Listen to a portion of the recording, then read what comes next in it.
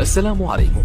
لا تنسوا الاعجاب بالفيديو والاشتراك في القناة تشجيعا لنا لنستمر بنشر المزيد ان شاء الله.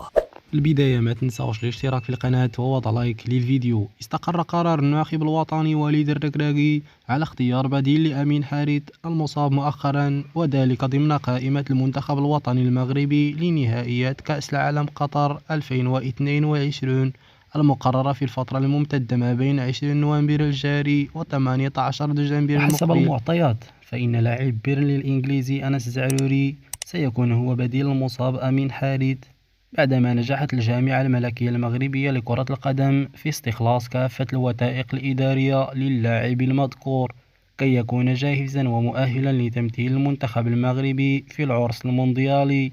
وسيرتدي أنس الزعروري الرقم 10 في كأس العالم، علما أن اللاعب متواجد حاليا في الإمارات، كما أنه تلقى أخبارا من الجامعة بغية الاستمرار في التدريب في أفق انضمامه للنخبة الوطنية التي ستسافر إلى الإمارات لخوض مباراة ودية مع جورجيا قبل الدخول لغمار المنافسات المونديالية.